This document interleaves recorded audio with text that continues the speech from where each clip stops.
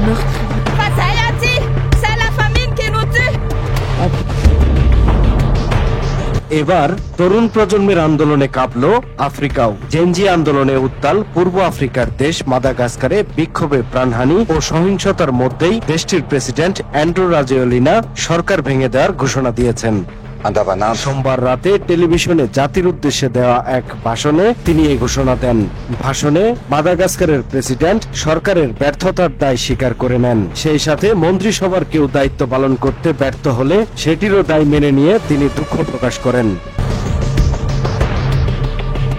এর আগে বিদ্যুৎ ও জ্বালানি সংকটের কারণে 25 সেপ্টেম্বর মাদাগাস্কারে বিক্ষোভ শুরু হয়। মূলত তরুণরাই জেনজি ব্যানারে রাজধানী আন্তানানারিভোতে এই আন্দোলন শুরু করে পরে দেশজুড়ে 8টি শহরে ছড়িয়ে পড়ে এবং সরকারের বিরুদ্ধে বিক্ষোভে রূপ নেয়। সরকারও বিক্ষোভ দমন করতে বল প্রয়োগ করতে থাকে। এতে নিহত হয় কমপক্ষে 22 জন ও আহত হয়েছেন শতাধিক। পরিস্থিতি খারাপের দিকে যেতে থাকলে প্রথমে বিদ্যুৎ ও জ্বালানি বিষয়ক মন্ত্রীকে বরখাস্ত করেন প্রেসিডেন্ট। এতেও আন্দোলন থামেনি, বরং বিক্ষোভকারীরা সরাসরি প্রেসিডেন্ট এবং তার পুরো সরকারকে পদত্যাগের আহ্বান জানায়। শেষ পর্যন্ত বাধ্য হয়ে প্রধানমন্ত্রীকে বরখাস্ত এবং পুরো সরকার বাতিল ঘোষণা করেন প্রেসিডেন্ট।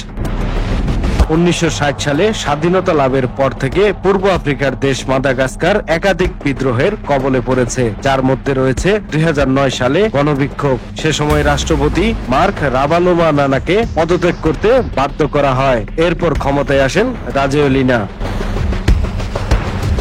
নিউজ ডেস্ক, সময়ের কলম।